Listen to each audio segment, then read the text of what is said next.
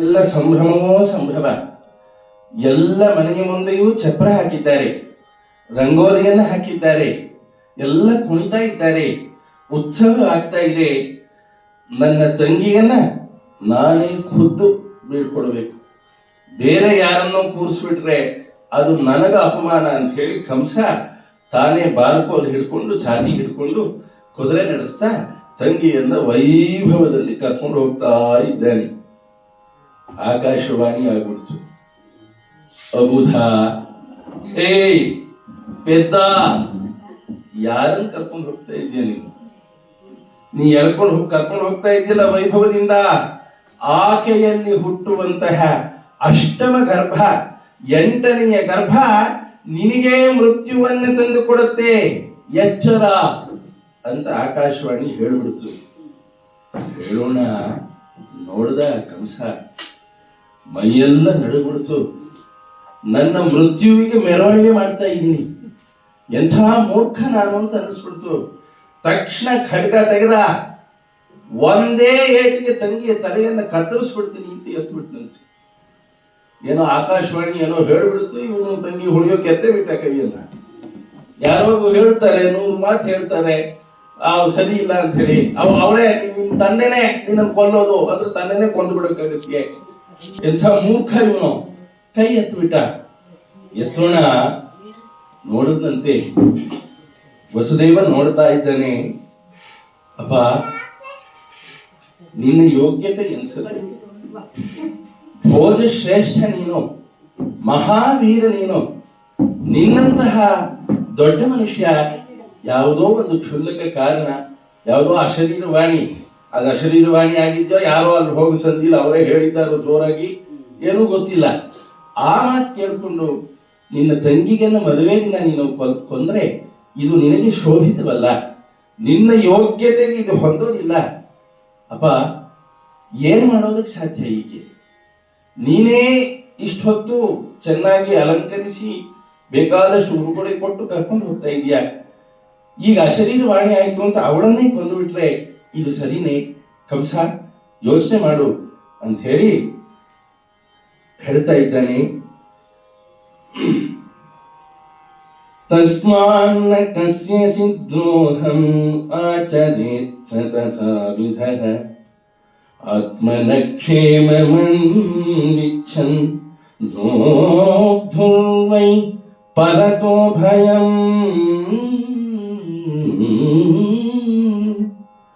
ಯೇಷಾ ತವಾನುಜಾ ಕೃಪಣಾ ಪುತ್ರಿಕೋಪಮಾ ಹಂತುಂ ನಾರ್ಹಸಿ ಕಲ್ಯಾಣಿ, ಹಂತುಂ ನಾರ್ಹಸಿ ಕಲ್ಯಾಣಿ ಇಮಾಂ ತ್ವಂ ದೀನವತ್ಸಲಃ.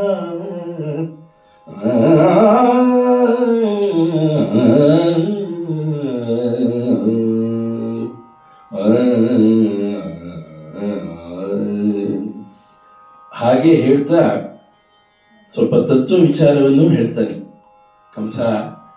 ಯಾವತ್ತು ಮನುಷ್ಯ ಇನ್ನೊಬ್ಬರಿಗೆ ದ್ರೋಹವನ್ನು ಮಾಡಬಾರದು, ಕೊಂದವನಿಗೆ ಕೊಲೆ ತಪ್ಪುದು ಅಂತ ಗಾದೆ. ನಾವು ದ್ರೋಹವನ್ನು ಮಾಡಿಬಿಟ್ರೆ ಆ ಪಾಪದ ಭಯ ನಮ್ಮನ್ನು ಬಿಡೋದಿಲ್ಲ. ಯಾರು ಕಳ್ಳರಾಗಿರ್ತಾರೋ ಅವರು 3 ಹೊತ್ತು ಕಳ್ಳತನದ್ದೇ ಯೋಚನೆ. ಯಾರಾದ್ರೂ ಮನೆಗೆ ಬಂದ್ರೆ ಇವ್ರು ಕದಿಯೋಕೆ ಬಂದಿದ್ದಾರೆ ಅಂತ ಅನ್ಸುತ್ತೆ. ಯಾಕೆಂದ್ರೆ ಅವ್ರು ಕಳ್ಳರಾಗಿರ್ತಾರಲ್ಲ, ಅವರ ಮನಸ್ಸೇ ಎಲ್ಲರ ಮೇಲೂ ಅವರು ಅಧ್ಯಾರೋಪವನ್ನು ಮಾಡಿ ನೋಡ್ತಾ ಇರ್ತಾರೆ. ಹಾಗಾಗಿ ಮನುಷ್ಯ ಯಾವಾಗ ಶುದ್ಧನಾಗಿರ್ತಾನೋ ಅವನಿಗೆ ಭಯವಿಲ್ಲ. ಭಯ ಬಂದಿದೆ ಅಂತಂದ್ರೆ ಮನಸ್ಸಿನಲ್ಲಿ ಶುದ್ಧತೆ ಇಲ್ಲ. ಯಾರಿಗೂ ಮನುಷ್ಯ ದ್ರೋಹವನ್ನು ಮಾಡಬಾರ್ದಪ್ಪ. ಆತ್ಮನಃ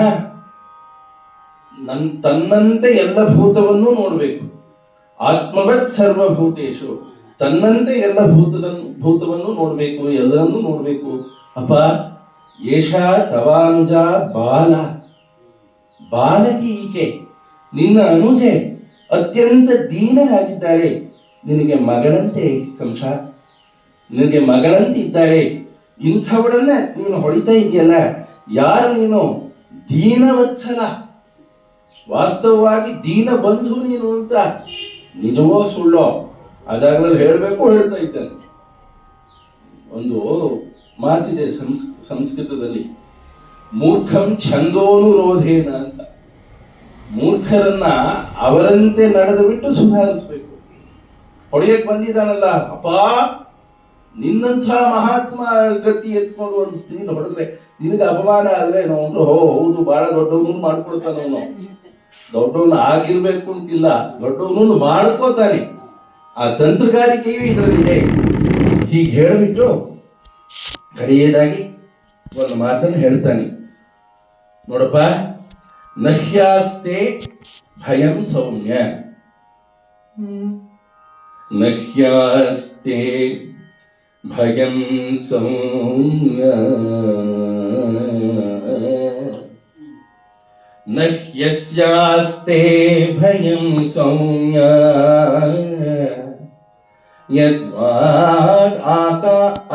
ಯದ್ವಾಗಾಹ ಅಶರೀರಿಣಿ ಪುತ್ರಾನ್ ಸಮರ್ಪಯಿಷ್ಯೆ ಅಸ್ಯಾಹ ಯತಸ್ತೆ ಭಯಮುತ್ಥಿತಂ. ಅಪ್ಪ, ನಿನಗೆ ಭಯ ಯಾವುದರಿಂದ? ಈ ದೇವಕಿಯಿಂದ ನಿನಗೆ ಭಯವಿಲ್ಲ, ದೇವಕಿಯಲ್ಲಿ ಹುಟ್ಟುವಂತಹ ಮಗುವಿನಿಂದ ಭಯ. ಅಷ್ಟೇ ತಾನೆಪ್ಪ? ಹಾಗಾದ್ರೆ ಒಂದು ಮಾತು, ಪ್ರತಿಜ್ಞೆ ಬರೆದಿಟ್ಕೋ, ಈ ದೇವಕಿಯಲ್ಲಿ ಹುಟ್ಟುವಂತಹ ಎಲ್ಲಾ ಮಕ್ಕಳನ್ನು ನಿನಗೆ ಸಮರ್ಪಣೆ ಮಾಡಿಬಿಡ್ತೀನಿ. ಯೋಚನೆ ಮಾಡಬೇಡ. ನಿನ್ನ ತಂಗಿಯನ್ನು ಬಿಟ್ಕೊಡು, ನನ್ನ ಧರ್ಮಭಕ್ತಿಯನ್ನು ಬಿಟ್ಕೊಡು ಅಂತ ಅನ್ನೋಣ. ಕಂಸನಿಗೂ ಮನಸ್ಸು ಕರಗಿಬಿಡುತ್ತೆ, ಅವನಿಗೂ ಮನಸ್ಸು ಕರಗಿಬಿಡ್ತು. ಓಹೋ, ಸರಿಯಾಗಿ ಹೇಳ್ತಾ ಇದ್ದಾನೆ ನಮ್ಮ ಭಾವಯ್ಯ, ಎಷ್ಟು ಒಳ್ಳೆಯದು. ಆಗೋ ಮಕ್ಕಳನ್ನೆಲ್ಲ ಕೊಲ್ಲಕ್ಕೆ ಕೊಟ್ಬಿಡ್ತೀನಿ ಅಂತಂದ. ಇಂಥ ಒಳ್ಳೆ ಭಾವ ಇರಬೇಕು, ಆದ್ರೆ ಇಂಥವನು ಇರಬೇಕು. ಆಹಾ, ಎಷ್ಟು ಒಳ್ಳೆಯವನು ಅಂತ ಹೇಳಿ, ಸರಿ ಹಾಗಾದ್ರೆ ಬಿಡ್ತಾ ಇದ್ದೀನಿ, ನಿಮ್ಮನೆಗೆ ಹೋಗೋ ಹಾಗಿಲ್ಲ, ಇಲ್ಲೇ ಗೃಹ ಬಂಧನ, ಇಲ್ಲೇ ಇರಬೇಕು ಅಂತ ಹೇಳಿ ಗೃಹ ಬಂಧನದಲ್ಲಿ ಅವನ್ನ ಇಟ್ಕೊಂಡ್ಬಿಡ್ತಾನೆ. ಆಗ ಒಬ್ರು ಮಹಾತ್ಮರು ಬರ್ತಾರೆ, ನಾರದ ಮಹರ್ಷಿಗಳು. ಅವ್ರು ಬರೋದು ಸುಮ್ಮನೆ ಬರೋಲ್ಲ, ಅವರು ಕೆಲಸ ಇದ್ರು ಮಾತ್ರ ಬರೋದು. ಯಾವಾಗ ಯಾವ ಕಾರ್ಯವನ್ನು ಹೇಗೆ ಮಾಡಬೇಕು ಅಂತ ಹೇಳಿ ಅವ್ರಿಗೆ ಚೆನ್ನಾಗಿ ಗೊತ್ತು. ಆ ಮಹನೀಯರು ಬಂದುಬಿಟ್ಟು, ಕಂಸ ಏನೋ ಸುಮ್ಮನಿದ್ದು ಬಿಡ್ಬೇಡ, ಈ ವೃಷ್ಣಿಗಳೆಲ್ಲ ಇದ್ದಾರಲ್ಲ, ಯಾದವರೆಲ್ಲ ಇದ್ದಾರಲ್ಲ, ಎಲ್ಲ ದೇವತೆಗಳೇ ಬಂದಿರೋದು, ಇವರೆಲ್ಲ ಸಾಧಾರಣರಲ್ಲ. ನೀನು ಆರಾಮಾಗಿದ್ರೆ ನಿನ್ ಕಥೆ ಮುಗೀತು ಅಂತ ಹೇಳಿ ಹೋಗ್ಬಿಡ್ತಾರ. ಹೇಳಿದ ಕೂಡಲೇ ಇವನಿಗೆ ಭಯ, ಏನಾಗತ್ತೋ ಏನೋ, ನಾನು ಸುಮ್ಮನಿರ್ಕೊಡುದು ಅಂತ ಹೇಳಿ ವಸುದೇವ ದೇವಕಿ ಇಬ್ಬರನ್ನು ಇದಕ್ಕೆ ಬಂಧಿಕಾರಿಗೆ ಹಾಕ್ತಾನೆ. ಸರಿ ಆಗೋದಿಲ್ಲ ಅಂತ ಹೇಳಿ. ಅವ್ರು ಬಂದದ್ದೇನಕ್ಕೆ ಅಂತಂದ್ರೆ, ಇವನು ಪಾಪವನ್ನ ವರ್ಧನೆ ಮಾಡಬೇಕು, ಪಾಪ ವರ್ಧನೆ ಮಾಡಿಬಿಟ್ಟು ಇವರು ಬೇಗ ಮುಗಿಸ್ಬಿಡ್ಬೇಕು, ಲೋಕಕ್ಕೆ ಇವರು ತಂದೆನೇ ಬೇಡ, ಹಾಗಾಗ್ಬಿಡ್ಬೇಕು ಅಂತ ಹೇಳಿ ನಾರದರು ಬಂದು ಹೇಳಿಕೊಟ್ಟು ಹೋಗಿದ್ದಾರೆ. ಅವರನ್ನು ಕಾರಾಗೃಹಕ್ಕೆ ಹಾಕ್ಬಿಟ್ಟಿದ್ದಾನೆ. ಸರಿ, ದೇವಕಿಯ ಗರ್ಭವಾಗುತ್ತೆ, ಮೊದಲನೇ ಗರ್ಭ. ಮಗು ಹುಟ್ಟತ್ತೆ, ಅಳುತ್ತೆ, ಅದ್ ಕೂಡಲೇ ಓಡ್ ಬರ್ತಾನೆ. ಅಲ್ಲೇ ಪಕ್ಕದಲ್ಲಿ ಬಂಡೆ, ಎರಡು ಕಾಲನ್ನು ಹಿಡಿದು ಮೇಲಕ್ಕೆ ಎತ್ತು ಹೊಡೆದು ಮುಗೀತು. ಹೀಗೆ ಎಷ್ಟು ಗರ್ಭವಾಗಿದೆ?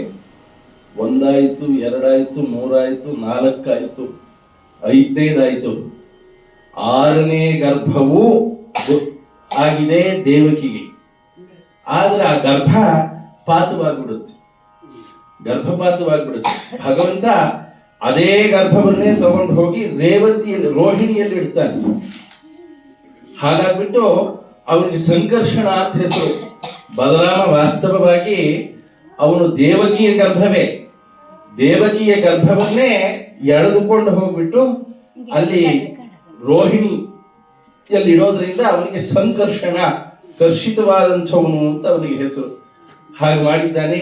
ಜನರಿಗೆ ಯಾರಿಗೂ ಗೊತ್ತಿಲ್ಲ. ಪಾಪ ಎಂಥ ಕೆಲಸ ಆಗ್ಬಿಡ್ತು, ಪಾಪ ದೇವಕಿಯ ಗರ್ಭ ಹೋಗೇ ಬಿಡ್ತು ಅಂತ ಕಂಸನಿಗೆ ಸಂತೋಷ. ಹೋದ್ರು ಹೋಯ್ತು, ನಾನೇ ಹೋಗಿಸ್ಬೇಕಾಗಿತ್ತು, ತಾನೇ ಹೋಗಿದ್ಯಲ್ಲ ಅಂತ ಆ ಮೂರ್ಖನಿಗೆ ಸಂತೋಷ. ಈಗ 8ನೇ ಗರ್ಭವಾಗಬೇಕು. ಸಾಕ್ಷಾತ್ ಜಗನ್ನಿವಾಸ ಪರಮಾತ್ಮ ಎಂಥವನು, ಅಖಿಲಾಂಡ ಕೋಟಿ ಬ್ರಹ್ಮಾಂಡ ನಾಯಕ. ಆ ಪುಣ್ಯ ಎಂಥದ್ದು, ದೇವಕಿ ಮಾತೆಯ ಪುಣ್ಯ ಎಂಥದ್ದು. ತಾನೇ ಆರಿಸ್ಕೊಂಡಿದ್ದಾನೆ, ಇಂಥ ಗರ್ಭದಲ್ಲಿ ನಾನು ಹುಟ್ಟಬೇಕು, ಇಂಥ ಗರ್ಭ ನನಗೆ ಬೇಕು ಅಂತ ಹೇಳಿ ಆರಿಸಿಕೊಂಡು ಪರಮಾತ್ಮ ಪ್ರವೇಶವನ್ನು ಮಾಡಿದ್ದಾನೆ. ದೇವತೆಗಳಿಗೆಲ್ಲ ಸಂತೋಷವೋ ಸಂತೋಷ. ಆಹಾ, ಏನು ಒಂದು ಸದವಕಾಶ. ಇಂಥ ಅವಕಾಶ ಎಲ್ಲೂ ಇರಲಿಲ್ಲ. ಅವರು ಸ್ತುತಿ ಮಾಡಿದಂತೆ, ಅಪ್ಪ ದೇವ ಎಂಥವನು ನೀನು, ಅಖಿಲಾಂಡ ಕೋಟಿ ಬ್ರಹ್ಮಾಂಡ ನಾಯಕನಾಗಿದ್ದೀಯ, ಸಮಸ್ತ ಜಗತ್ತನ್ನೆಲ್ಲ ನೀನು ವ್ಯಾಪಿಸಿಕೊಂಡಿದ್ದೀಯ. ಇಡೀ ವಿಶ್ವವೇ ನಿನ್ನ ರೋಮ ರೋಮದಲ್ಲಿ ಕುಣಿದಾಡುತ್ತೆ. ಕುಣಿದಾಡುತ್ತೆ ಅಂದ್ರೆ ಏನೋ, ಅಲ್ಲಿ ಕುಣಿಯೋಷ್ಟು ಜಾಗ ಇನ್ನೂ ಉಳಿದಿರುತ್ತೆ ಅಂತ ಅರ್ಥ. ಅಂಥ ವಿಶ್ವನಾಯಕ ನೀನು, ವಿಶ್ವಾತ್ಮ ನೀನು. ಈ ಪುಟ್ಟ ದೇವಕ್ಕೆ ಗರ್ಭದಲ್ಲಿ ಬಂದು ಕೂತ್ಬಿಟ್ಟಿದ್ಯಲ್ಲಪ್ಪ, ನಿನ್ನ ಕಾರುಣ್ಯಗೆ ಎಷ್ಟು ಅಂತ ಹೇಳಿ ಸ್ತುತಿ ಮಾಡ್ತಿದ್ದಾರಂತೆ. ಅವ್ರಿಗೂ ಒಂದು ಒಳ್ಳೆಯ ಅವಕಾಶ. ಯಾಕೆ, ಅಲ್ಲಿ ವೈಕುಂಠದಲ್ಲಿ ಮಲ್ಕೊಂಡಿದ್ದಾನೆ, ಕ್ಷೀರಸಾಗರದಲ್ಲಿ ಭೋಗಿಶಯನಾಗಿ ಮಲ್ಕೊಂಡಿದ್ದಾನೆ ಸರ್ಪದ ಮೇಲೆ. ದೇವತೆಗಳೆಲ್ಲ ನೋಡಕ್ ಬರುವುದು. ಬಂದ್ರೆ ಅಲ್ಲಿ ಇಬ್ರು ಇದ್ದಾರೆ, ಜಯ ವಿಜಯ. ಇಂದ್ರ ನೋಡಕ್ ಬಂದ್ರೆ ಅವ್ರು ಹೇಳ್ತಾರೆ, ಏನ್ರಿ ಮೊನ್ನೆ ಇನ್ನು ನೋಡ್ಕೊಂಡು ಹೋಗಿದ್ದೀರಿ, ಮತ್ತೆ ಬರ್ತಾ ಇದ್ದೀರಲ್ರಿ, ನಿಮ್ ಸರ್ತಿ ಈಗಿಲ್ಲ, ಇನ್ನೊಂದು ವರ್ಷ ಆದ್ಮೇಲೆ ಬರ್ಬೇಕು ನೀವು. ಎಷ್ಟು ಜನ ದೇವತೆಗಳಿದ್ದಾರೆ, ಎಲ್ರಿಗೂ ಅವಕಾಶ ಬೇಕೋ ಬೇಡವೋ ಅಂತ ಅಂತಾರೆ ಅವರು. ಅಲ್ಲಿ ಯಾವಾಗಾಯ್ತೋ ಆಗ ಹೋಗಿ ಪರಮಾತ್ಮನ ದರ್ಶನ ಮಾಡೋಕ್ಕಾಗೋಲ್ಲ. ಆದ್ರೆ ಇಲ್ಲಿ ಹಾಗಲ್ಲ, ಯಾರು ಬೇಕಾದ್ರೂ ಯಾವಾಗ ಬೇಕಾದ್ರೂ ನೋಡಬಹುದು ಅಂತ. ಏನು ದೇವತೆಗಳೆಲ್ಲ ಬಂದ್ಬಿಟ್ಟಿದ್ದಾರೆ, ಪುಷ್ಪವೃಷ್ಟಿಯನ್ನು ಮಾಡ್ತಾ ಇದ್ದಾರೆ. ಆ ಪರಮಾತ್ಮ ಬರ್ತಾ ಇದ್ದಾನೆ ಅಂತ ಹೇಳ್ಬಿಟ್ಟು ಇಡೀ ಅಲ್ಲಿನ ಪರಿಸರವೇ ಹೇಗಿದೆ ಅದು. ಅಥ ಸರ್ವ ಗುಣೋಪೇತಃ ಕಾಲಃ ಪರಮ ಶೋಭನಃ ಯಹ್ಯೇವಾಜನ ಜನ್ಮರ್ಕ್ಷಂ ಶಾಂತರ್ಕ್ಷ ಗ್ರಹತಾರಕಂ.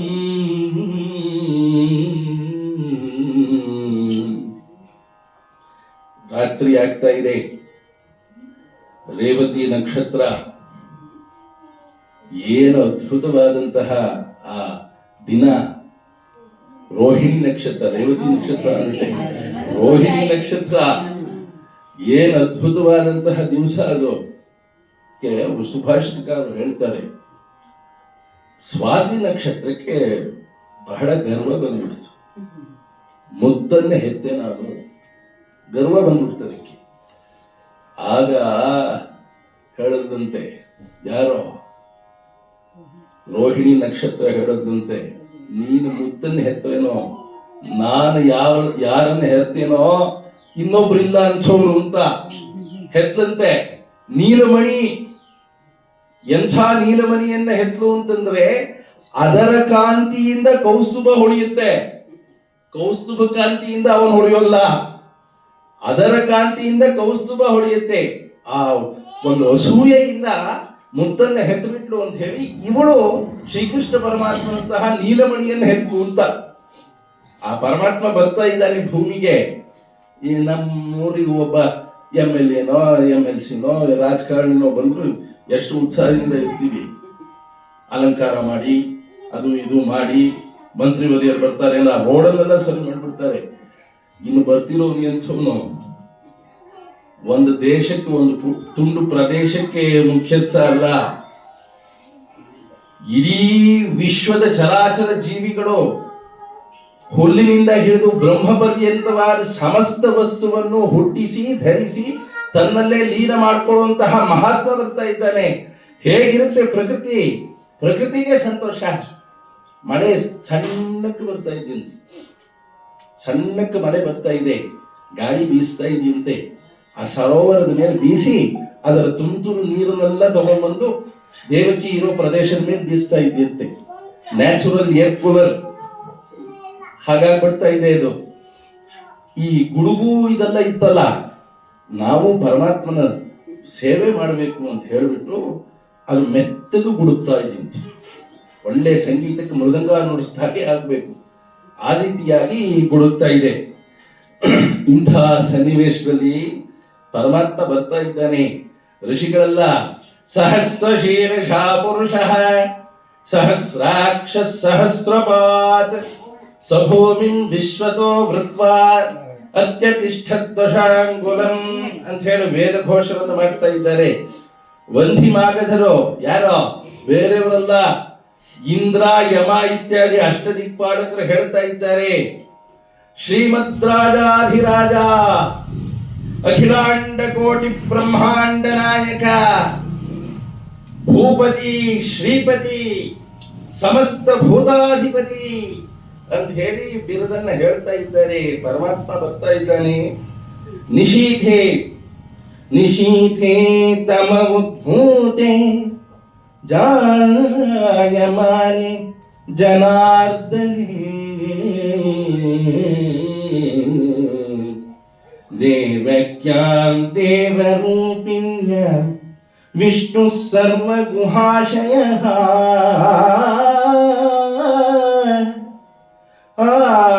ಆವಿರಾಸೀದ್ಯಥಾ ಪ್ರಾಚ್ಯಂ ದಿಶೀಂದುರಿವ ಪುಷ್ಕಲಃ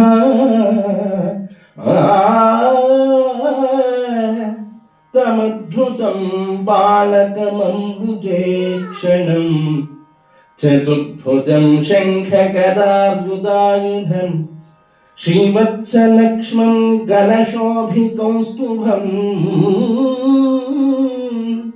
ಪೀತಾಂಬರಂ ಸಾಂದ್ರಪಯೋಧ ಸೌಭಗಂ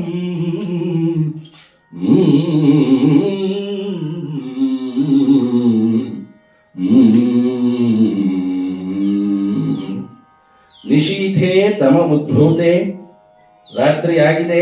ಜಾಯಮಾನೆ ಜನಾರ್ದನೆ, ಹುಡ್ತಾ ಇದ್ದಾನೆ ಪರಮಾತ್ಮ. ದೇವಕ್ಯಾಂ ದೇವರೂಪಿಣ್ಯ, ದೇವರೂಪಿಣಿಯಾದಂತಹ ದೇವಕಿಯಲ್ಲಿ. ದೇವರೂಪಿಣಿ ಅಂದ್ರೆ ಯಾಕೆ ಹೇಳ್ತಾ ಇರೋದು? ಅಂಥ ಪರಮಾತ್ಮ ಆರಿಸ್ಕೊಂಡಿದ್ದಾನೆ. ಜಗದ್ಗುರುವಿನ ಗುರು ಆಕೆ. ಪರಮಾತ್ಮ ಜಗತ್ತಿಗೆಲ್ಲ ಗುರು. ಈಕೆ ಜಗದ್ಗುರುವಿನ ಹತ್ರ ನಮಸ್ಕಾರ ಮಾಡಿಸ್ಕೊಡುವಂತಹ ಯೋಗ್ಯತೆ. ನಮ್ಮಲ್ಲಿ ಒಂದು ಪದ್ಧತಿ, ಶೃಂಗೇರಿ ಜಗದ್ಗುರುಗಳು ಇರಬಹುದು, ಅವರಿಗೆ ತಂದೆ ನಮಸ್ಕಾರ ಮಾಡಬಹುದು, ತಾಯಿ ನಮಸ್ಕಾರ ಮಾಡಬಾರ್ದು ಅಂತಾರೆ. ತಾಯಿಗೆ ಜಗದ್ಗುರುಗಳೇ ನಮಸ್ಕಾರ ಮಾಡ್ತಾರೆ. ಆ ಯೋಗ್ಯತೆ ಇದೆ ತಾಯಿಗೆ. ಅದನ್ನು ತೋರಿಸ್ಕೊಡೋದಕ್ಕೆ ಪರಮಾತ್ಮ ತಾಯಿಯ ಯೋಗ್ಯತೆಯನ್ನು ತೋರಿಸ್ಕೊಡೋದಕ್ಕೆ ದೇವಕಿಯಲ್ಲಿ ಹುಟ್ಟಿದ್ದಾನೆ ಅಂತ.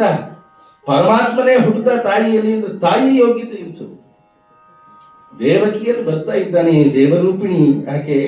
ವಿಷ್ಣು ಸರ್ವ ಗುಹಾಶಯ, ಎಲ್ಲರ ಗುಹಾಶಯ, ಎಲ್ಲರ ಹೃದಯ ಗುಹೆಯಲ್ಲಿ ನಿರಂತರವಾಗಿ ವಾಸ ಮಾಡುವಂಥವನು. ನಮ್ಮ ನಾರಾಯಣೋಪನಿಷತ್ ಹೇಳುತ್ತೆ, ಅಂತರ್ಬಹಿಶ್ಚ ತತ್ಸರ್ವಂ ವ್ಯಾಪ್ಯ ನಾರಾಯಣ ಸ್ಥಿತಃ. ಅವನು ಎಲ್ಲಿದ್ದಾನವನು? ನಾಭ್ಯಾಮುಪರಿ ತಿಷ್ಠತಿ. ಏನೋ ಆ ಮಂತ್ರ ಅಲ್ಲ, ಇನ್ನು ಹಿಂದಿನ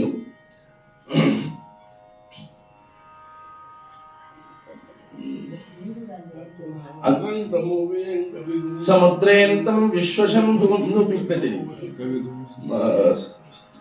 ಲಂಬ ಆಕೋಶ ಸನ್ನಿಭಂ. ಅಲ್ಲಿ ಏನು ಅಂತಂದ್ರೆ ನಾಭಿಗಿಂತ ಒಂದು ಗೇಣು ಮೇಲೆ.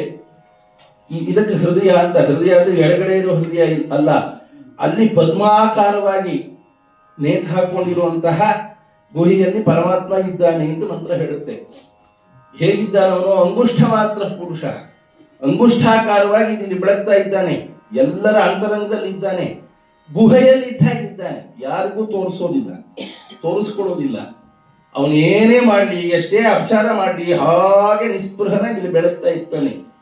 ಎಲ್ಲರ ಗುಹೆಯಲ್ಲೂ ಹೃದಯದಲ್ಲೂ ಇದ್ದು ಯಾರಿಗೂ ಗೋಚರನಾಗದೇ ಇರುವಂತಹ ಪರಮಾತ್ಮ ಕಾರುಣ್ಯದಿಂದ ಜಗತ್ತೆಲ್ಲ ನನ್ನನ್ನು ನೋಡ್ಲಿ ಅಂತ ಹೇಳಿ ಕೃಪೆಯಿಂದ ಈಗ ಹುಡ್ತಾ ಇದ್ದಾನೆ ಅಂತ. ಅಂಥ ಕೃಪೆಯಿಂದ ಪರಮಾತ್ಮ ಹುಡ್ತಾ ಇದ್ದಾನೆ. ನೋಡದ್ರಂತೆ ಆ ಪರಮಾತ್ಮನ ದಿವ್ಯವಾದಂತಹ ರೂಪವನ್ನ ಹೇಗಿದ್ದಾನೆ. ಬಾಲಕ ಮಂಬುಜೆ ಕ್ಷಣಂ, ಕಮಲದಂತಹ ನೇತ್ರ.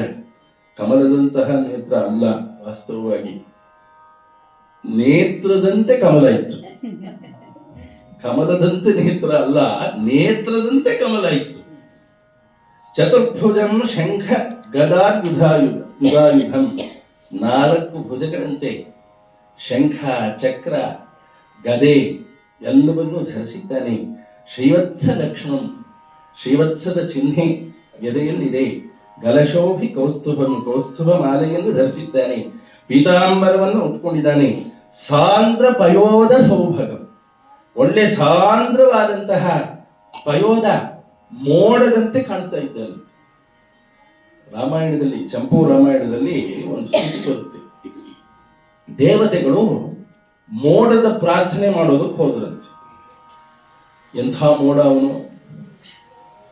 ಲಕ್ಷ್ಮಿಯ ಹಾಸ ಅನ್ನುವಂತಹ ವಿದ್ಯುತ್ ಮಿಂಚಿನಿಂದ ಕೂಡಿರುವಂತಹ ಮೋಡ, ಕಾರುಣ್ಯ ಅನ್ನುವಂತಹ ನೀರನ್ನು ತುಂಬಿರುವಂತಹ ಮೋಡ, ಕಾಮ ಕ್ರೋಧ ಇತ್ಯಾದಿ ಮಳೆಗಾಲಕ್ಕೆ, ಕಾಮ ಕ್ರೋಧ ಇತ್ಯಾದಿ ಬೇಸಿಗೆಗೆ ಮಳೆಯನ್ನು ಸುರಿಸುವಂತಹ ಮೋಡ. ಅಂತಹ ಮೋಡವನ್ನು ನೋಡಿದ್ರು ಅಂತ. ಕಾರುಣ್ಯಾಪಂ ತ್ರಿದಶ ಪರಿಷತ್ ಕಾಲಮೇಘಂ ದದರ್ಶ, ಕಾರುಣ್ಯ ಅನ್ನೋ ನೀರನ್ನು ತುಂಬಿಕೊಂಡಿರುವಂಥವನು. ಕಾರುಣ್ಯ ಸರ್ವಸ್ವ ಅಂತ, ಕಾರುಣ್ಯವನ್ನು ಬಿಟ್ಟು ಬೇರೆ ಇಲ್ಲ. ಅಂತಹ ಪರಮಾತ್ಮನನ್ನ ವಸುದೇವ ನೋಡಿದ್ದಾನೆ. ನೋಡಿದ ಮಾತ್ರದಿಂದಲೇ ಸಮಸ್ತ ಪಾಪವು ಶಾಂತವಾಗಿಬಿಡ್ತು. ಪರಮಾತ್ಮ ಸ್ವರೂಪ ತೋರ್ಕೊಳ್ಳೋದಕ್ಕೆ ಶುರು ಆಯಿತು. ಹೊಗಳ್ತಾ ಇದ್ದಾನೆ, ಅಪ್ಪ ಇಡೀ ವಿಶ್ವವು ನಿನ್ನಿಂದಲೇ ತೋರ್ಕೊಳ್ಳುತ್ತೆ, ನಿನ್ನಿಂದಲೇ ಸ್ಥಿತಿಯನ್ನು ಪಡೆಯುತ್ತೆ, ನಿನ್ನಿಂದಲೇ ನಾಶವಾಗುತ್ತೆ. ಈ ಎಲ್ಲ ನಾಶವಾಗುವಂತಹ ವಸ್ತುವಿನ ಮಧ್ಯೆ ಸ್ಥಿರವಾಗಿ ಯಾವತ್ತೂ ಹಾಳಾಗದೆ, ಯಾವತ್ತೂ ಸವೆಯದೆ ಉಳಿಯುವಂತಹ ಏಕಮೇವಾದ್ವಿತೀಯ ವಸ್ತು ನೀನು ಅಂತ ಹೇಳಿ ವೇದಾಂತ ಪರವಾದಂತಹ ಸ್ತುತಿಯನ್ನ ವಸುದೇವ ಮಾಡ್ತಾನೆ. ಆ ಸಮಯಕ್ಕೆ ದೇವಕಿಗೆ ಎಚ್ಚರವಾಗ್ತಾ ಇದೆ. ಕಣ್ಣು ಬಿಟ್ಟು ನೋಡ್ತಾಳೆ. ತನ್ನ ಮಗನ ರೂಪದಲ್ಲಿ ಬಂದಿರುವಂತಹ ವಿಶ್ವಾತ್ಮನನ್ನು ನೋಡ್ತಾಳೆ. ಆಹಹ, ಏನು ಆನಂದ! ಸ್ತುತಿ ಮಾಡ್ತಾ ಇದ್ದಾಳೆ. ಅಪ್ಪ ನೀನು ಬ್ರಹ್ಮಮಯನಾಗಿದ್ದೀಯ, ನಿರ್ವಿಕಾರನಾಗಿದ್ದೀಯ, ಸದಾ ಮಾತ್ರನಾಗಿದ್ದೀಯ, ನಿರ್ವಿಶೇಷ. ನೀನು ಸಾಕ್ಷಾತ್ ವಿಷ್ಣು, ಜಗತ್ತಿನ ಎಲ್ಲ ಕಡೆಯಲ್ಲೂ ವ್ಯಾಪಿಸಿಕೊಂಡಿರುವಂತಹ ಪರತತ್ವ ನೀನು ಅಂತ ಹೇಳಿ ಸ್ತುತಿ ಮಾಡಿ ಕಡೆಗೆ ಹೇಳ್ತಾಳೆ, ಅಪ್ಪ ಪರಮಾತ್ಮ, ಯಾಕೋ ನನ್ನ ಗರ್ಭದಲ್ಲಿ ಹುಟ್ಟುಬಿಟ್ಟೆ ನೀನು, ನನ್ನಂತಹ ಮಂದಭಾಗ್ಯ ಗರ್ಭದಲ್ಲಿ ಬಂದ್ಬಿಟ್ಟಿಯಲ್ಲಪ್ಪ. ಬರಬಾರ್ದಾಗಿತ್ತು ದೇವ, ಆ ಯೋಗ್ಯತೆ ನನಗಿಲ್ಲಪ್ಪ. ಈಗ ಬಂದುಬಿಡ್ತಾನೆ ದುಷ್ಟ ಕಂಸ ಬಂದುಬಿಟ್ಟು ನಿನ್ನನ್ನು ಕೊಂದುಬಿಡ್ತಾನೆ. ದೇವ, ನೀನು ಹೀಗೆ ಮಾಡಬಾರ್ದಾಗಿತ್ತು ಅಂತ ಅನ್ನೋಣ. ಆಗ ಪರಮಾತ್ಮ ಹೇಳದಂತೆ, ಯೋಚನೆ ಮಾಡಬೇಡಿ, ಬಂದವನು ಎಂಥವನು, ಯಮನಿಗೂ ಯಮ, ಒಬ್ಬ ಕಂಸ ಅಲ್ಲ, 1000 ಕೋಟಿ ಕಂಸರು ಸೇರಿದ್ರು ಒಂದು ಕೂದಲು ಅಲ್ಲಾಡ್ಸಕ್ಕಾಗೋದಿಲ್ಲ. ಈ ದುಷ್ಟನ ವಧೆಗಾಗಿಯೇ ಬಂದಿರುವಂಥದ್ದು, ಯೋಚನೆ ಮಾಡಬೇಡಿ ಅಂತ ಹೇಳಿ ಒಂದು ವಿಶೇಷವಾದಂತಹ ಕಥೆಯನ್ನ ಅವನು ಹೇಳ್ತಾ ಇದ್ದಾನೆ.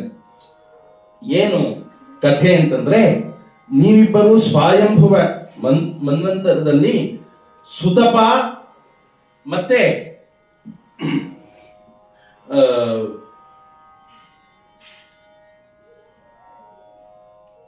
ಪೃಷ್ಣಿ, ದೇವಕಿಯ ಹೆಸರು ಪೃಷ್ಣಿ ಅಂತಿತ್ತು, ವಸುದೇವನ ಹೆಸರು ಸುತಪ ಅಂತಿತ್ತು.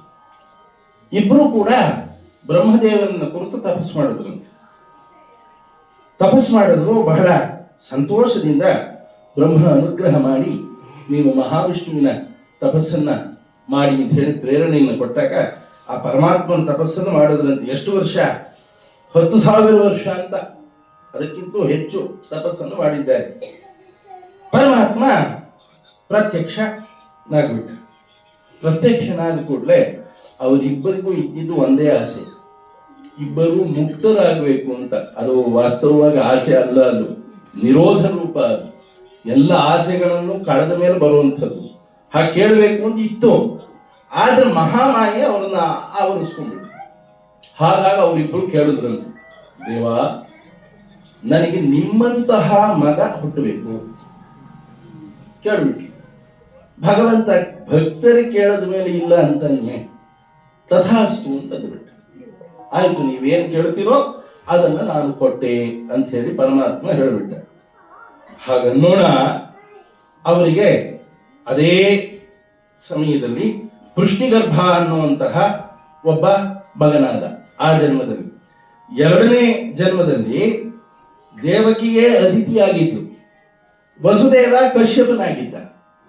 ಅವರಿಗೆ ಆಗ ಪರಮಾತ್ಮನೇ ಉಪೇಂದ್ರ ಅಂತ ಹೇಳಿ ಆ ಅಭಿಧಾನವನ್ನು ತಗೊಂಡು ಅವತಾರ ಮಾಡಿಬಿಟ್ಟು ಅನುಗ್ರಹ ಮಾಡಿದ.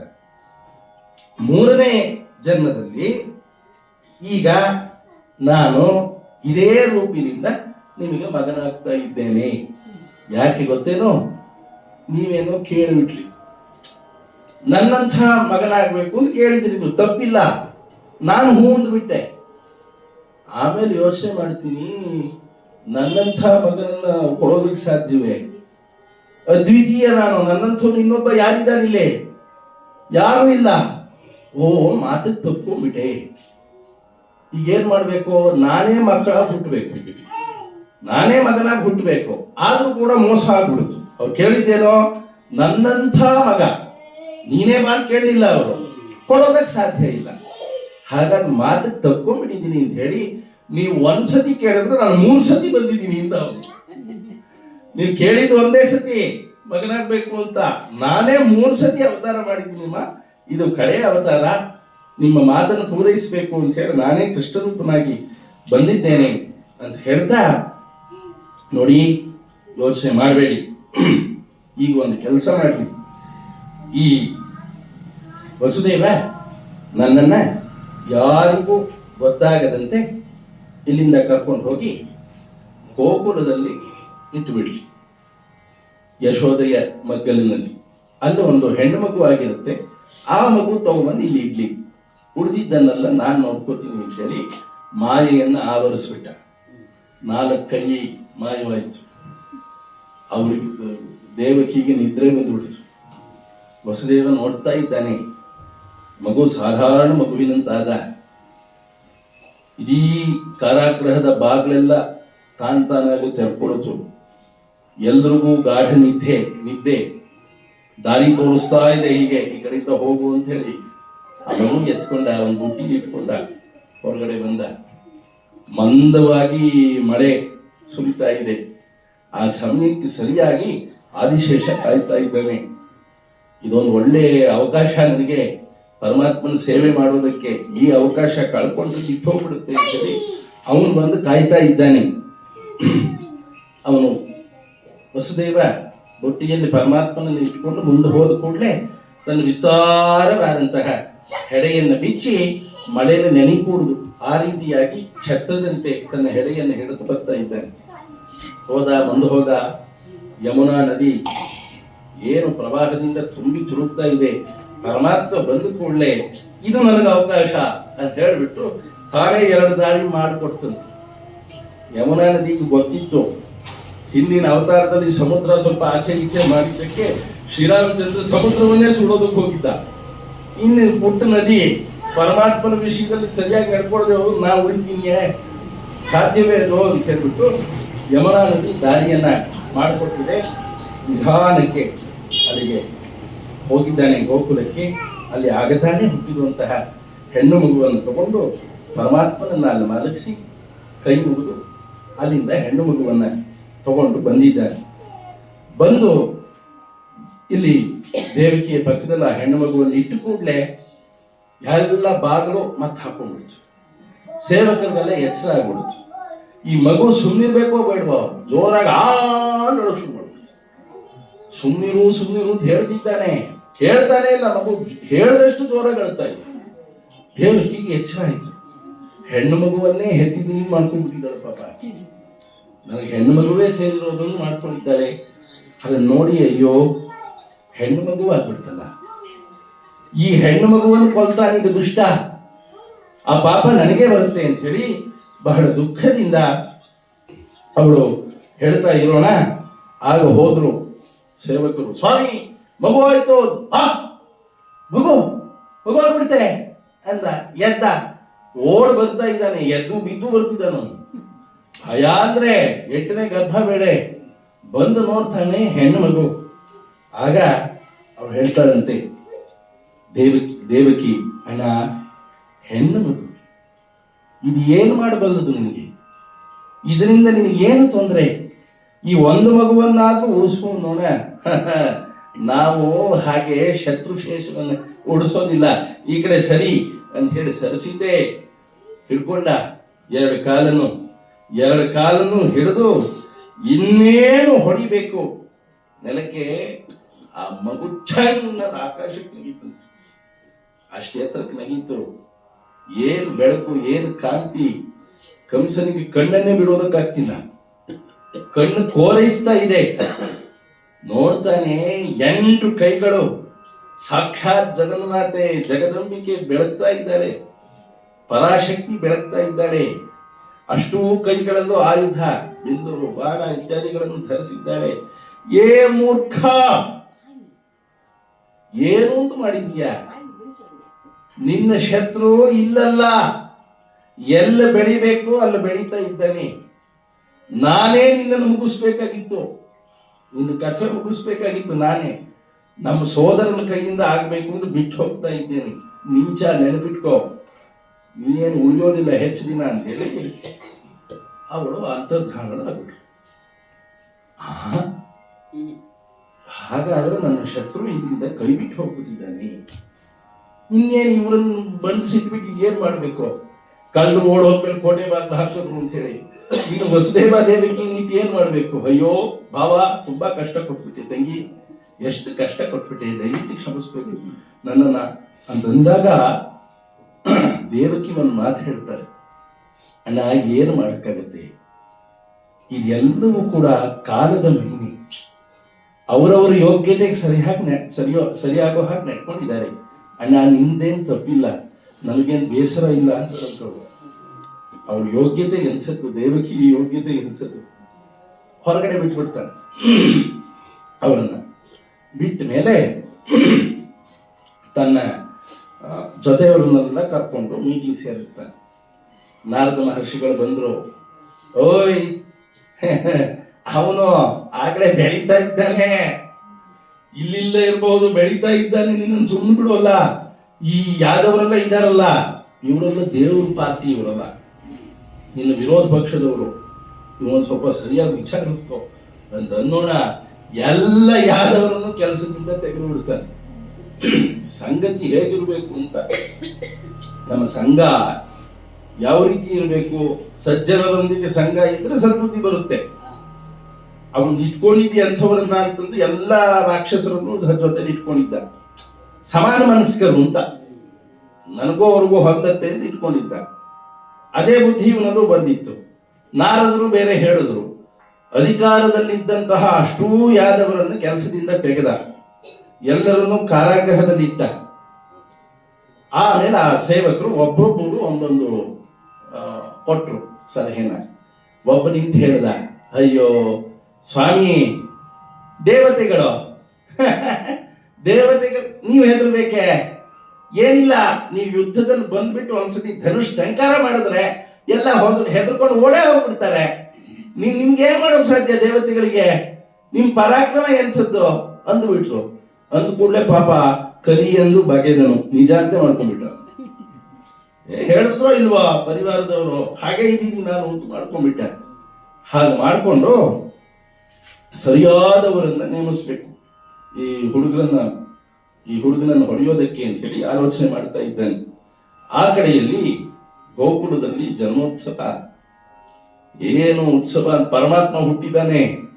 ಗೋಕುಲದಲ್ಲಿರುವಂತಹ ಎಲ್ಲ ಜನರ ಮನಸ್ಸು ಶಾಂತವಾಗಿದೆ. ಯಾರಿಗೂ ದ್ವೇಷವಿಲ್ಲ, ಕಾಮವಿಲ್ಲ, ಕ್ರೋಧವಿಲ್ಲ, ಆನಂದವೋ ಆನಂದ. ಈ ಮುಂದಿನ ಕಥೆಯಲ್ಲಿ ಬರುತ್ತೆ. ಬ್ರಹ್ಮ ಏನ್ ಮಾಡ್ಬಿಡ್ತಾನೆ, ಕೃಷ್ಣನಿಗೆ ಬುದ್ಧಿ ಕಲಿಸ್ತೀನಿ ಅಂತ ಹೇಳ್ಬಿಟ್ಟು ಕೃಷ್ಣ ಕರುಗಳನ್ನೆಲ್ಲ ಹೊಡ್ಕೊಂಡು ಹೋಗಿದ್ದಾನೆ. ಊಟ ಮಾಡ್ತಾ ಇದ್ದಾರೆ ಕೂತ್ಕೊಂಡು, ಕರುಗಳು ಆ ಕಡೆ ಹೋಗಿದ್ದಾರೆ. ಎಲ್ಲ ಕರುಗಳನ್ನು ಮಾಯೆಯಲ್ಲಿ ಬಂಧಿಸಿ ಇಟ್ಬಿಡ್ತಾನೆ. ಒಂದೂ ಕರು ಕಾಣಿಸ್ತಿಲ್ಲ. ನ್ಯಾಯವಾಗಿ ಕೃಷ್ಣ ಯಾರು? ಈ ಬ್ರಹ್ಮನಿಗೂ ಜನ್ಮ ಕೊಟ್ಟವನು, ಬ್ರಹ್ಮನ ತಂದೆ. ನಾಭಿಕಮಲದಲ್ಲಿ ಜನ್ಮ ಕೊಟ್ಟು ಅವನಿಗೆ ಬುದ್ಧಿ ಕೊಟ್ಟು ಕ್ರಿಯಾಶಕ್ತಿ ಕೊಟ್ಟು ಪ್ರಾಣಶಕ್ತಿ ಕೊಟ್ಟು ಬೆಳೆಸಿದ್ದಾನೆ. ಅವನಿಗೆ ತಿರುಮಂತ್ರ ಹಾಕಿದಾನೆ ಬ್ರಹ್ಮ. ಬಿಡ್ತಾನೆ ಕೃಷ್ಣ. ಓಹೋ, ನಿಮ್ದು ಪಾಪ, ನಮ್ಮ ಮಗ, ನಮ್ಮ ಹುಡುಗನೇ ಮಾಡಿರೋದು, ಅವನಿಗೆ ಸ್ವಲ್ಪ ವಿವೇಕ ಕಡಿಮೆ ಆಗಿದೆ, ನೋಡ್ಕೋತೀರಿ ಇಲ್ಲ ಕೃಷ್ಣ. ಅಷ್ಟೂ ಕರುಗಳು ತಾರಾಗ್ಬಿಟ್ಟ. ಅಷ್ಟೂ ಕರುಗಳು ಜೊತೆ ಗೋಪಾಲಕರು ಕಾಣೆಯಾಗಿದ್ರು. ಗೋಪಾಲಕರು ತಾನೇ ಆಗ್ಬಿಟ್ಟ. ಏನ್ ಆಶ್ಚರ್ಯ ಅಂತಂದ್ರೆ, ಅವರ ಪ್ರತಿಯೊಬ್ಬರ ಸ್ವಭಾವ, ಪ್ರತಿಯೊಬ್ಬರ ವಯಸ್ಸು, ಅವರ ಆಲೋಚನಾ ಶಕ್ತಿ, ಅವರ ಇಷ್ಟಾನಿಷ್ಟಗಳು ಎಲ್ಲವೂ ತಾನೇ ಆಗ್ಬಿಟ್ಟಿದ್ದಾನೆ. ಸೃಷ್ಟಿಲೂ ಹಾಗೆ ಆಗಿದ್ದಾನೆ, ಅವನಿಗೇನು ಹೊಸದಲ್ಲ ಇದು. ಎಲ್ಲವೂ ತಾನೇ ಆಗಿರೋಣ. ಆ ತಾಯಂದ್ರಿಗೆಲ್ಲ ಮೊದಲು ಮಗನ ಮೇಲೆ ಏನೋ ಪ್ರೀತಿ ಇತ್ತು, ಮೋಹದ ಪ್ರೀತಿ. ಈಗ ಹಾಗಲ್ಲ, ಪರಮಾತ್ಮನೇ ಮಗನಾಗ್ಬಿಟ್ಟಿದ್ದಾನಲ್ಲ, ಹಾಗಾಗಿ ವಿಶೇಷವಾದ ಪ್ರೀತಿನಂತೆ. ಆ ದೊಡ್ಡ ಹಸುಗಳಿಗೆಲ್ಲ ಇದು ಸುಮಾರು 6 ತಿಂಗಳು 7 ತಿಂಗಳು ಕರುಗಳು, ಅಥವಾ 1 ವರ್ಷದ ಕರುಗಳು. ಇನ್ನೊಂದು ಕರು ಹಾಕಿದೆ ಆ ಹಸುಗಳೆಲ್ಲ. ಆದರೂ ಮೊದಲಿನ ಕರುವಿನ ಮೇಲೆ ಪ್ರೀತಿ ಜಾಸ್ತಿ. ಇನ್ನು ಅದಕ್ಕೆ ಹಾಲು ಮುಸ್ತಾ ಇದೆ. ಯಾಕೆ? ಅದು ಕೃಷ್ಣ, ಇದಲ್ಲ. ಹಾಗಾಗಿ ಅದ್ರ ಮೇಲೆ ಪ್ರೀತಿ ಜಾಸ್ತಿ. ಹೀಗಾಗ್ಬಿಟ್ಟಿತ್ತು ಅಂತ. ಕೃಷ್ಣನ ಮೇಲಿನ ಪ್ರೇಮ ಎಂಥದ್ದು, ಆತ್ಮ ಪ್ರೇಮ ಅದು. ಹಾಗಾಗ್ಬಿಟ್ಟು ಎಲ್ಲರೂ ಅವನನ್ನೇ ಪ್ರೀತಿಸ್ತಿದ್ರು ಅನ್ನೋದಕ್ಕೆ ಹೀಗೆ ಹೇಳಿದ್ದಾರೆ ಭಾಗವತದಲ್ಲಿ.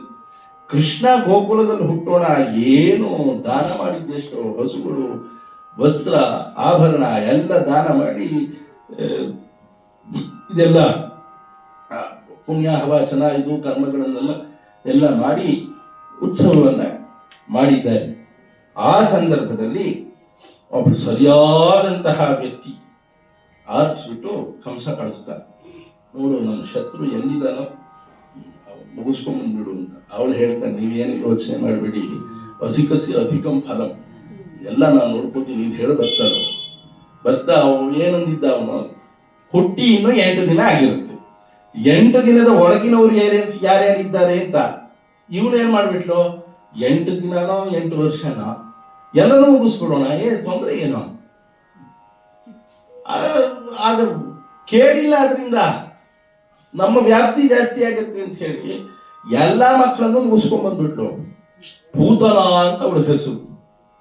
ಪೂತನ ಹೆಸರಿಗೆ ತದ್ವಿರುದ್ಧ ಆಕೆ ಬರ್ತಾ ಇದ್ದಾಳೆ. ಬಂದಂತೆ ಗೋಕುಲಕ್ಕೆ ಬಂದಿದ್ದಾಳೆ. ಒಂದು ಕೈಯಲ್ಲಿ ಪದ್ಮವನ್ನು ಹಿಡಿದಿದ್ದಾಳೆ. ಸಾಕ್ಷಾತ್ ಮಹಾಲಕ್ಷ್ಮಿ ಅಂತಿದ್ದಾಳೆ. ಅವಳ ರೂಪವನ್ನು ನೋಡಿ ಸ್ತ್ರೀಯರೆಲ್ಲ ಮೋಹಿತರಾಗ್ಬಿಟ್ರು. ಬಂದು ತೊಟ್ಲಲ್ಲಿ ಪರಮಾತ್ಮನ ಮಲಗಿಸಿದ್ರು. ಇನ್ನು 8ನೇ ದಿವಸ ಬಂದು ನೋಡಿದ್ದಾಳೆ. ಆಹಾ, ತೇಜಸ್ ನೋಡಿದ್ರು ಇವನೇ, ನಮ್ಮ ಪ್ರಭುವಿಗೆ ಕಂಟಕನಾಗುವಂಥವ್ರು ಇವನೇ, ಇವನನ್ನು ಮುಗಿಸ್ಬೇಕು ಅಂತ ಹೇಳಿ ಹತ್ರ ಹೋಗೋಣ. ಅಲ್ಲೇ ಇದ್ರು ರೋಹಿಣಿ, ಇವರೆಲ್ಲ ಯಶೋದೆಯರೆಲ್ಲ. ತಾವೇ ಮಗುವನ್ನು ಎತ್ಬಿಟ್ಟು ಅವಳು ಕೊಟ್ಬಿಟ್ರು. ಮಾಯೆ ಹೇಗಿದೆ ನೋಡಿದ್ರಂತೆ. ಹೀಗೆ ನೋಡಿದ ತಕ್ಷಣ ಪರಮಾತ್ಮ ಕಣ್ಣು ಮುಚ್ಕೊಂಡಂತೆ. ಬಂದ ಕೂಡಲೇ ಕಣ್ಣು ಮುಚ್ಕೊಂಡ್ಬಿಟ್ಟ ಪರಮಾತ್ಮ. ಯಾಕೆ ಕಣ್ಣು ಮುಚ್ಕೊಂಡ ಅಂತ, ಪರಮಾತ್ಮ ಯಾಕೆ ಕಣ್ಣು ಮುಚ್ಕೊಂಡ ಅಂತಂದ್ರೆ, ಏನ್ರಿ ಗಣಪತಿ ಪೂಜೆಗೆ ಸ್ತ್ರೀ ಹತ್ಯೆ ಮಾಡ್ಬೇಕು, ಮೊದಲನೇ ಹತ್ಯೆನೇ ಸ್ತ್ರೀ ಹತ್ಯೆ ಮಾಡ್ಬೇಕಲ್ಲ ಅಂತ ಕಣ್ಣು ಮುಚ್ಕೊಂಡ.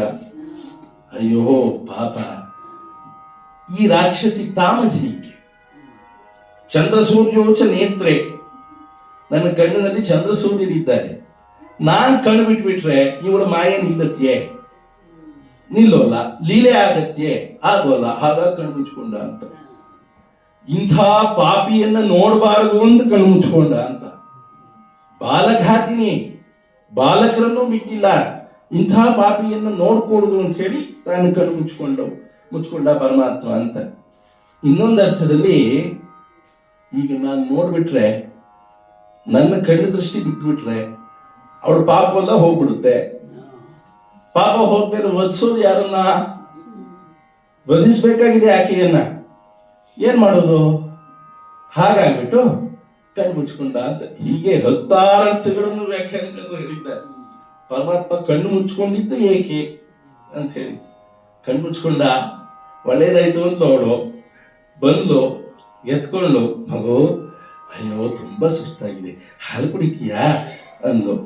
ಮುಂದನ್ನು ಇರ್ಲಿ ಅಂತ ಹಾಲು ಕುಡಿಸೋದಕ್ಕೆ ಅಂತ ಎತ್ಕೊಂಡು ಕುಡಿಸೋದಕ್ಕೆ ಶುರು ಮಾಡಿದ್ರು. ವಿಷಪೂರಿತವಾದಂತಹ ಹಾಲನ್ನ. ಅವನು ಎಂಥವನು? ಅಮೃತಕ್ಕೂ ಅಮೃತ ಕೊಡೋ ಯೋಗ್ಯತೆ ಇರುವಂಥವನು. ಈ ದೇವತೆಗಳು ಕುಡಿತಾರಲ್ಲ, ಆ ಅಮೃತ ಕಲ್ಪಾಂತದವನಿಗೆ ಮಾತ್ರ ಇರಿಸತ್ತೆ ವ್ಯಕ್ತಿಯನ್ನ. ಪರಮಾತ್ಮ ಕೊಡುವಂತಹ ಅಮೃತ ಎಂಥದ್ದು?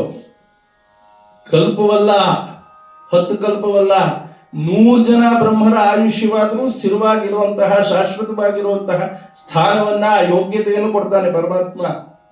ಅದಕ್ಕೆ ವಿಹಾಯ ಪೀಯೂಷ ರಸಂ ಮುನೀಶ್ವರ ಮಮಾಗ್ರಿ ರಾಜೀವ ರಸಂ ಪಿಬಂತಿ ಕಿಂ ಇತಿ ಸ್ವಪಾದಾಂಬುಜ ಪಾನ ಕೌತುಕಿ ಸ ಗೋಪಬಾಲಃ ಶ್ರಿಯಮಾತನೋತು. ಋಷಿಗಳು ತಪಸ್ ಮಾಡ್ತಾ ಇದ್ರು. ದೇವತೆಗಳು ಬಂದ್ರಂತೆ, ಅಮೃತದ ಕುಂಭವನ್ನು ತಗೊಂಡು ಮುಂದಿಟ್ರಂತೆ. ಸ್ವಾಮಿ ಅಮೃತ ತಗೊಳ್ಳಿ. ಆಗ ಹೇಳಿದ್ರಂತೆ, ಏನ್ರಿ ಈ ಅಮೃತ? ಈ ಕ್ಷುಲ್ಲಕವಾದಂತಹ ಭೌತಿಕ ಅಮೃತ ನಾವು ಕುಡಿತೀವಿ, ನೀವೇ ತಗೊಂಡು ಹೋಗಿ. ನಾವು ವಿಷ್ಣು ಪಾದೋದಕವನ್ನು ಕುಡಿಯುವಂತಹ ಜನ, ಪರಮಾತ್ಮನ ಪಾದೋದಕವನ್ನ ನಾವು ಕುಡಿತೀವಿ, ಈ ಅಮೃತ ನಮ್ಗೆ ಬೇಡ ಅಂದ್ಬಿಟ್ರು. ಪುಟ್ಟ ಕೃಷ್ಣ ಅಲ್ಲೇ ಆಶ್ರಮದಲ್ಲಿ ಇದ್ದ. ಎಲ್ಲ ಇವರು ಅಮೃತವನ್ನು ಬಿಟ್ಟು ನನ್ನ ಪಾದೋದಕವನ್ನು ಕುಡಿತಾರಲ್ಲ, ನನ್ನ ಪಾದೋದಕದಲ್ಲಿ, ನನ್ನ ಕಾಲಿನಲ್ಲಿ ಅಂಥ ರಸ ಇದೆಯೇ, ಇದು ನಿಜವೇ ಅಂತ ನೋಡ್ತೀನಿ ಅಂತ ಹೇಳಿ, ಕರಾರವಿಂದೇನ ಪದಾರವಿಂದಂ ಮುಖಾರವಿಂದೇ ವಿನಿವೇಶಯಂತಂ ವಟಸ್ಯ ಪತ್ರಸ್ಯ ಪುಟೇ ಶಯಾನಂ ಬಾಲಂ ಮುಕುಂದಂ ಮನಸಾ ಸ್ಮರ. ಅದನ್ನ ನೋಡ್ಕೊಂಡ್ಬಿಡ್ತೀನಿ ಒಮ್ಮೆ, ನನ್ನ ಕಾಲಲ್ಲಿ ಏನು ರುಚಿ ಇದೆ ನೋಡ್ಕೊಡ್ತೀನಿ ಅಂತ ಹೇಳಿ ಕಾಲನ್ನ ಬಾಯಿಗೆ ಇಟ್ಕೊಂಡ ಅಂತ. ಆ ಪರಮಾತ್ಮನ ಪಾದದ ರಸ ಇದೆಯಲ್ಲ, ಅಮೃತಕ್ಕಿಂತ ಹೆಚ್ಚುವುದು. ಅಂಥ ಅಮೃತ ಸ್ವರೂಪಿ, ಎಂದಿಗೂ ಯಾರಿಗೂ ಸಾವೇ ಇಲ್ಲದಂತಹ ಸ್ಥಿತಿಯಲ್ಲಿರುವಂತಹ, ಹುಟ್ಟಿಗೂ ಹುಟ್ಟು, ಇರುವಿಕೆಗೂ ಇರುವಿಕೆಯನ್ನು ಕೊಟ್ಟಂತಹ ಭಗವಂತನಿಗೆ ವಿಷದ ಹಾಲನ್ನು ಉಣಿಸ್ಬಿಟ್ರೆ ಏನಾದರೂ ಆಗತ್ಯೆ? ಉತ್ಸಾಹದಿಂದ ಹಾಲು ಕುಡಿಸ್ತಾ ಇದ್ದಾಳೆ. ಪರಮಾತ್ಮ ಕುಡ್ದ ಪ್ರಾಣವನ್ನು ಹೀರ್ಬಿಟ್ಟ. ನೋಡುದು ಮಗುವಲ್ಲ ಇದು, ಏನ್ ಹೀಗೆ ನನ್ನ ಪ್ರಾಣವನ್ನೇ ಹೀರ್ತಾ ಇದೆಯಲ್ಲ, ಮೃತ್ಯುವನ್ನು ಬಿಡೋ ಅಂದ್ರೆ ಬಿಡ್ತಿಲ್ಲ ಅವನು.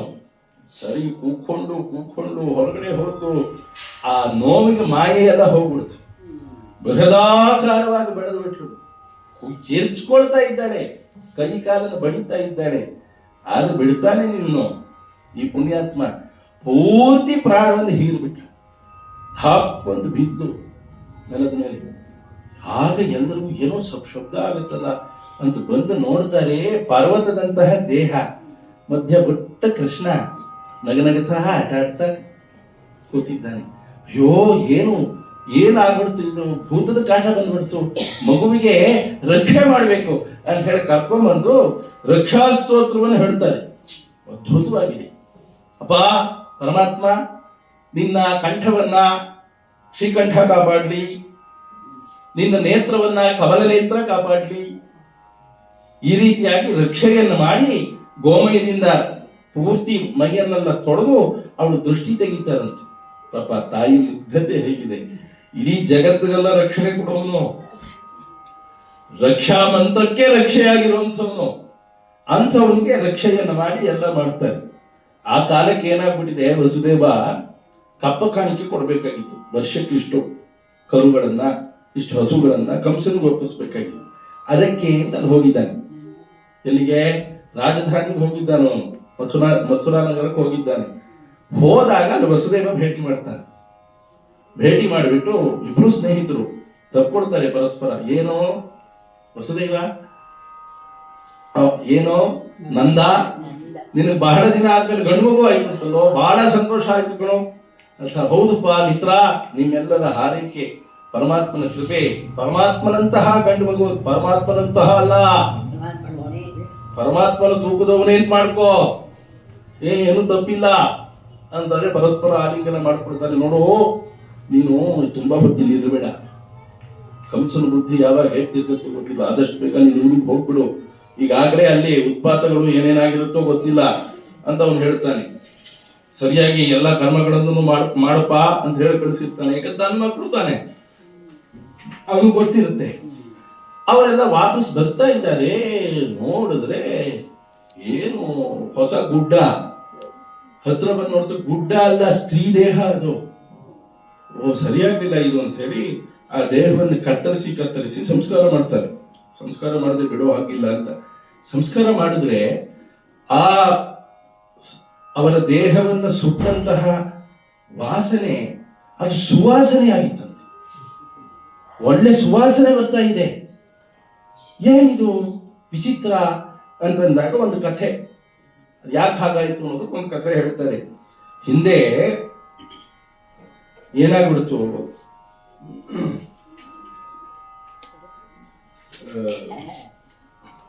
ಈ ಬಲಿಚಕ್ರವರ್ತಿ ಇದ್ನಲ್ಲ, ಬಲಿಚಕ್ರವರ್ತಿಗೆ ರತ್ನಮಾಲಾ ಅನ್ನುವಂತಹ ಒಬ್ಬಳು ಮಗಳಿದ್ಲಂತೆ. ಬಲಿಚಕ್ರವರ್ತಿಗೆ ರತ್ನಮಾಲಾ ಅನ್ನುವಂತಹ ಒಬ್ಬಳು ಕನ್ಯೆ ಇದ್ಲು. ಈ ಪರಮಾತ್ಮ ತ್ರಿವಿಕ್ರಮ ರೂಪವನ್ನ ತೋರಿಸೋದಕ್ಕೆ ಬಂದಿದ್ದಾನೆ. ಪುಟ್ಟ ಹುಡುಗ, ಕೈಯಲ್ಲಿ ಪಂಚಪಾತ್ರ ಇಟ್ಕೊಂಡಿದ್ದಾನೆ, ತ್ರಿಪುಂಡ್ರ ರುದ್ರಾಕ್ಷಿಯನ್ನ ಹಾಕೊಂಡಿದ್ದಾನೆ. ಪುಟ್ಟ ಮಗು ಬಂದ. ಬಲಿ ದೂರದಿಂದ ನೋಡದ್ನಂತೆ. ಜನ್ಮಾಂತರದ ಸಂಸ್ಕಾರ ಅವನಿಗೆ. ಈ ತೇಜಸ್ಸನ್ನು ನೋಡಿದ್ರೆ ಏನೋ ವಿಶೇಷ ಇದೆ ಅಂತ ಕಾಣಿಸುತ್ತೆ. ಮಗು ಬಾರೋ, ಇಲ್ಲಿ ಬಾರೋ ಅಂತ ಹೇಳಿ ಕರೆದು ತನ್ನ ಪಕ್ಕದಲ್ಲೇ ಕೂರಿಸ್ಕೊಂಡ, ತೊಡೆ ಮೇಲೆ ಕೂರಿಸ್ಕೊಂಡ್ಬಿಟ್ಟ. ಮಗು, ಏನು ಬೇಕು ನಿನಗೆ? ನನಗೆ 3 ಹೆಜ್ಜೆ ಭೂಮಿ ಬೇಕು. ಪುಟ, ನಿನಗೆ ಯಾರು ಹೇಳ್ಕೊಟ್ಟಿಲ್ಲ ನೋಡು. ಬಲಿಚಕ್ರವರ್ತಿಯ ಬಳಿಗೆ ಬಂದು ಏನನ್ನು ಕೇಳಬೇಕು ಅಂತ ನಿನಗೆ ಹೇಳ್ಕೊಟ್ಟಿಲ್ಲ ಕಣಪ್ಪ. ನನ್ನ ಹತ್ರ ಬಂದು 3 ಹೆಜ್ಜೆ ಭೂಮಿ ಕೇಳ್ಬಿಟ್ಟಿಲ್ಲ ಮಗು. 3 ದೇಶ ಕೇಳೋ ಕೊಡ್ತೀನಿ, 3 ರಾಜ್ಯ ಕೇಳೋ, 3 ಜಿಲ್ಲೆ ಕೇಳೋ, 3 ಗ್ರಾಮ ಕೇಳು. ಇಲ್ವಾ, ನನ್ನ ಹೆಜ್ಜೆನೇ 3 ಹೆಜ್ಜೆ ಕೇಳು ಕೊಡ್ತೀನಿ. ನನ್ನ ಒಂದೊಂದು ಹೆಜ್ಜೆನೂ ಒಂದೊಂದು ಹೊರಲಾಂಗಿದೆ, ದೊಡ್ಡ ಹೆಜ್ಜೆ. ಒಂದು ಆಶ್ರಮ ಏನೋ ಮಾಡ್ಕೋಬಹುದು ನೀನು. ಇಲ್ಲ, ನನ್ನ ಹೆಜ್ಜೆಗಲ್ಲೇ 3 ಹೆಜ್ಜೆ ನೀನು ಕೊಡಬೇಕು. ಹೌದಾ, ಸರಿಪ, ನೀನು ಮಹಾವಿಷ್ಣು ಸ್ವರೂಪ ಬ್ರಹ್ಮಚಾರಿ ಬಂದಿದೀಯ, ಆಯ್ತು ಕೊಡ್ತೀನಿ. ಎಲ್ಲಿ ಆ ಸುವರ್ಣದ ಆ ಕಮಂಡಲು ತಗೊಂಬನಿ, ನೀರು ತಗೊಂಬನಿ ಅಂದ. ಅಲ್ಲೊಬ್ರಿದ್ರು ಬ್ರಾಹ್ಮಣರು,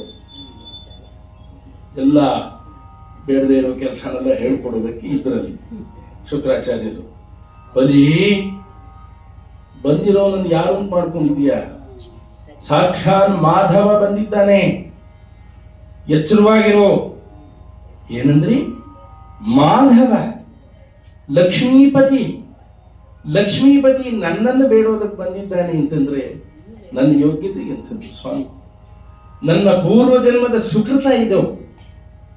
ಇವನು ಬೇಡಿದ್ದನ್ನು ಕೊಟ್ರೆ ಸಾಕ್ಷಾತ್ ಯಜ್ಞ, ಅಗ್ನಿರೂಪದಿಂದ ಕೊಟ್ಟು ಅದನ್ನು ಪರಮೇಶ್ವರ ತಗೊಂಡು ಅದೆಲ್ಲ ಬಿಡಿ, ಪ್ರತ್ಯಕ್ಷವಾಗಿ ಕಾಣೋದಲ್ಲ, ಸಾಕ್ಷಾತ್ ಪರಮೇಶ್ವರನೇ ಬಂದು ತಗೊಂಡಿದ್ದಾನೆ. ನಿಜವಾದ ಯಜ್ಞ ಅಂದ್ರೆ ಇದು, ನಾನು ಕೊಡ್ತೀನಿ ಅಂತ ಹೇಳಿ ಇನ್ನೇನು ಕೈ ತುಳಸಿ ದಳ ಇಟ್ಟು, ಮಗು ಬೇಗ ತೋರಿಸು, ನಮ್ಮ ಆಚಾರ್ಯರು ತೋರಿಸು ಅಂದ. ತುಳಸಿ ದಳ ಇಟ್ಟ, ಇನ್ನೇನು ನೀರು ಬಿಡ್ತಾ ಇದ್ದಾನೆ, ಮಾಡ್ತೀನಿ ಇವರಿಬ್ರಿಗೂ ಅಂತ ಹೇಳಿ ಶುಕ್ರಾಚಾರ್ಯರು ಒಂದು ದುಂಬಿಯೋ ನೊಣವೋ ಆಗಿ ಅದು ಬಾಯಿಗೆ ಹೋಗಿ ಕೂತ್ಕೊಂಡ್ಬಿಟ್ಟಿದ್ದಾರೆ. ಎಷ್ಟು ನೀರು ಬಿಟ್ರು ನೀರೇ ಸುರಿತಿಲ್ಲ. ಇವನಿಗೆ ಏನಿದು ಹೀಗಾಗ್ಬಿಡ್ತಲ್ಲ, ಏನಾದ್ರೂ ಅಪರಾಧ ಆಯ್ತು ಅಂತ ಹೇಳಿ ಇವನಿಗೆ ಯೋಚನೆ ಬಲಿಗೆ. ಆಗ ವಾಮನ ಹೇಳ್ದ, ಏನು ಯೋಚನೆ ಮಾಡಬೇಡಿ, ನಾ ಎಲ್ಲ ರೆಡಿ ಆಗ್ಬಿಟ್ಟು ದರ್ಬೆ ಎಲ್ಲ ಬೇಕಾಗಿರೋದೆಲ್ಲ ತಂದಿದ್ದೀನಿ ಅಂತ ಹೇಳಿ ಅದ್ರ ಬಾಯಿಗೆ ಒಂದ್ಸತಿ ದರ್ಬೆಯಿಂದ ಚುಚ್ಚದ ವಾಮನ ಕೊಟ್ಟು ಚುಚ್ಚಿದ ಕೂಡಲೇ ನೋತಲಿಗೆ ಹೊರಗಡೆ ಬಂದ್ರು. ಬರುವಷ್ಟರಲ್ಲಿ ಒಂದ್ ಕಣ್ಣು ಹೋಗಾಗಿತ್ತು, ಆ ಕಣ್ಣಿಗೆ ಚುಚ್ಚಿತ್ತು, ಒಂದ್ ಕಣ್ಣು ಹೋಗ್ಬಿಡ್ತು.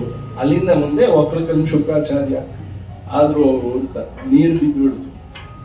ಇದನ್ನೆಲ್ಲ ನೋಡ್ತಾ ಇದ್ಲು ರತ್ನಮಾಲ ಅಂತ ಹೇಳಿ ಆಕೆ ಅಂದ್ಕೊಂಡಂತೆ, ಪರಮಾತ್ಮ ನಾನು ಒಮ್ಮೆ ನಿನಗೆ ಹಾಲನ್ನು ಕುಡಿಸ್ಬೇಕು, ಒಮ್ಮೆಯಾದರೂ ನಿನಗೆ ನಾನು ಹಾಲನ್ನು ಕುಡಿಸ್ಬೇಕು, ದಯವಿಟ್ಟು ಅನುಗ್ರಹ ಮಾಡು ಅಂತ ಕೇಳ್ಕೊಂಡಿದ್ದಂತಲ್ಲಿ. ಅದು ಸಂಧಿ ಕೇಳ್ಕೊಂಡ್ಬಿಟ್ಟಿದ್ದಾಳೆ ಎಲ್ಲ, ಅದು ಪರಮಾತ್ಮನಿಗೆ ಕೇಳಿಸಿದೆ. ಆದ್ರೆ ಏನು ಪಾಪ ರಾಕ್ಷಸ ಪ್ರವೃತ್ತಿ, ರಾಕ್ಷಸ ಮನೆಯಲ್ಲಿ ಹುಟ್ಟಿರೋಳು ಕರ್ಮ ಸೌದಿಲ್ಲ, ಪರಮಾತ್ಮನ ಕೇಳ್ಕೊಂಡ್ಬಿಟ್ಲು. ಯಾವುದೋ ಜನ್ಮದ ಪುಣ್ಯ ಪ್ರೇರಣೆ ಆಯಿತು, ಕೇಳ್ಕೊಂಡ್ಬಿಟ್ಲು. ಪರಮಾತ್ಮ ತಥಾಸ್ತು ಅಂದ. ಅವಳೇ ಪೂತನೆಯಾಗಿ ಬಂದದ್ದು, ಪೂತನೆಯಾಗಿ ಬಂದಿದ್ದಾಳೆ. ಪರಮಾತ್ಮನಿಗೆ ಹಾಲನ್ನು ಕುಡಿಸಿರೋದ್ರಿಂದ ಪರಮಾತ್ಮ ಬರೀ ವಿಷದ ಹಾಲು ಕುಡಿಲಿಲ್ಲ. ವಿಷ ಅಂದ್ರೆ ಏನು? ನಿಜವಾದ ವಿಷ. ಕಾಮ, ಕ್ರೋಧ, ಮದ, ಮತ್ಸರ, ಲೋಭ ಎಲ್ಲವನ್ನೂ ಹೀರ್ಬಿಟ್ಟಿದ್ದಾನೆ ಪರಮಾತ್ಮ. ಪರಮಾತ್ಮನ ಆ ಕರಸ್ಪರ್ಶದ ಒಂದು ಪುಣ್ಯದಿಂದ ಆಕೆಗೆ ಸದ್ಗತಿಯಾಗ್ಬಿಟ್ಟಿದೆ. ಹಾಗಾಗಿ ಅವಳ ದೇಹ ಪೂತವಾಗಿದೆ. ಹಾಗಾಗಿ ಅದನ್ನು ಸುಟ್ಟಾಗ ಸುವಾಸನೆ ಬರ್ತಾ ಇದೆ ಅಂತ. ಪರಮಾತ್ಮ ಮುಟ್ಟಿರೋದ್ರಿಂದ ಅದು ಪೂತವಾಗಿಬಿಡ್ತು. ಹಾಗಾಗಿ ಅವಳ ದೇಹವನ್ನು ಸುಟ್ರೆ ಅದು ಕೂಡ ಸುವಾಸಿತವಾಗಿದೆ, ಒಳ್ಳೆ ಸುವಾಸನೆ ಬರ್ತಾ ಇದೆ. ಏನು ಅದ್ಭುತವಾಗ್ಬಿಡ್ತು ಇದು ಅಂತ ಹೇಳಿ ಜನರೆಲ್ಲ ಬಹಳ ಸಂತೋಷ ಪಡ್ತಾರೆ ಅಂತ ಹೇಳ್ತಾ ಇವತ್ತಿನ ಕಥೆಯನ್ನ ಇಲ್ಲಿಗೆ ಮುಕ್ತಾಯ ಮಾಡ್ಬಿಡ್ತೇನೆ.